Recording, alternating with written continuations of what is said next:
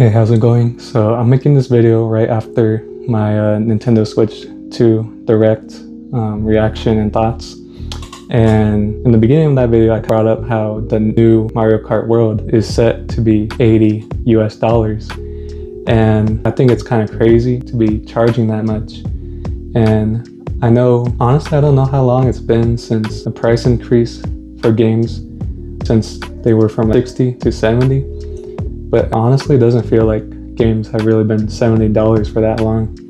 And now for Nintendo starting to charge for their high-end exclusives starting at $80, it seems kind of crazy, especially since when it comes to Nintendo, they rarely drop prices on their games. Of course, you can find their games physically in your local game shop or whatever, and of course the prices will drop there.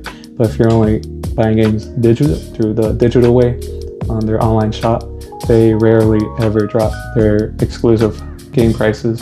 And I think this $80 price tag for when it comes to their games kind of sets a precedent for the gaming atmosphere now, because if Nintendo's able to really have players buy their games for $80, which, let's be honest, a lot of gamers are going to pay $80 for their games, who's going to stop other publishers from charging even greater amounts of that?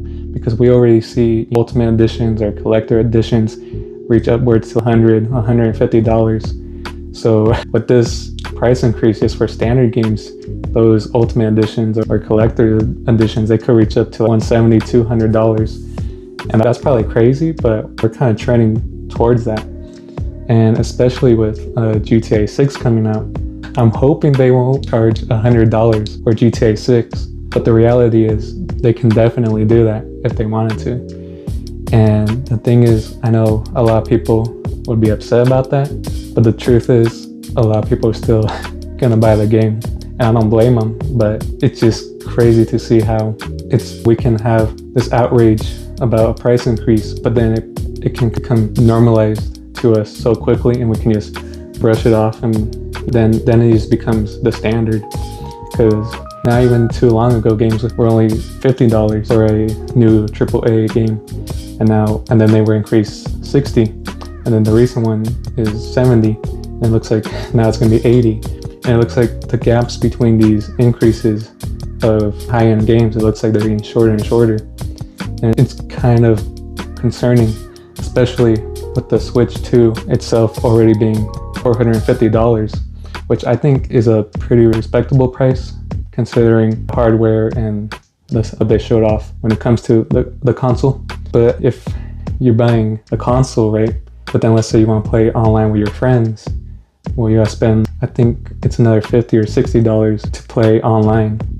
And I think just the online part itself is maybe $40, and then if you want the expansion pack with older games, then it's probably like $50, $60. Right there, that takes the console price from $450 to $500 plus. And then if you want the new Mario Kart, it's almost, well, it's $80, but then plus tax, we're getting up towards $100. And then that's not even adding all the accessories like the new camera they announced, or if you want another set of Joy-Cons. It's just getting out of hand, because now you're spending if you want to round up, you're getting up there to $1,000, just depending on how many games you buy. Or I think, of course, the good thing is that they're allowing you to be able to transfer all your old games into the new console. So of course you don't have to re-buy all the old games you have.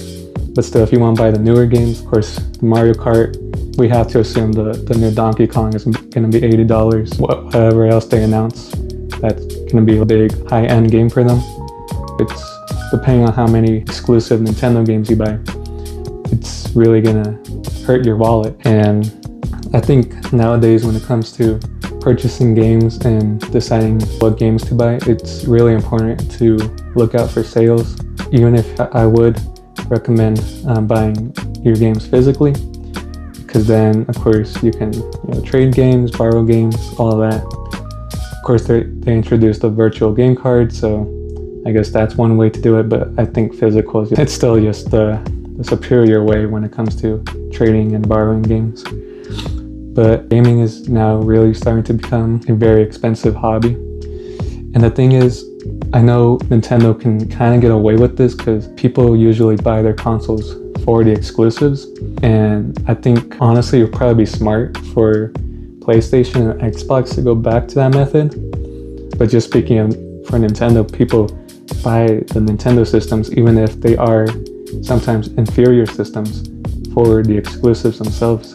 Because with all this money you're going to be putting into buying this new console, buying the online membership, whether that's the regular one or the expansion, if you're going to buy the camera, which I don't know, I definitely won't be buying it, but if that's something you want, a new set of Joy-Cons, if you want another set, even the Pro controller, and then of course, and then you have to buy the $80 games.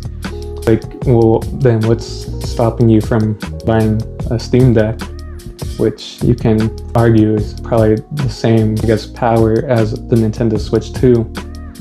Probably you can argue it has a longer shelf life. Of course, then I guess you can argue the digital games and the physical games.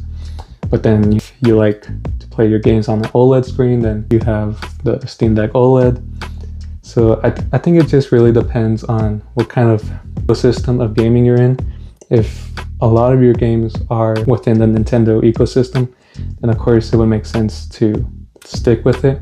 Same with if you're within the Steam ecosystem, then get a Steam Deck. But it's just crazy to see how the prices of games are increasing, and then especially with rumors of GTA 6 being $100 for just a standard game, and then they're going to charge for other stuff like DLC and all that.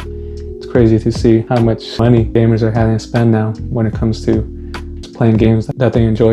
But I think that pretty much covers everything that I wanted to talk about. And you sat around and watched the whole thing. Super grateful, super thankful, and thank you for watching.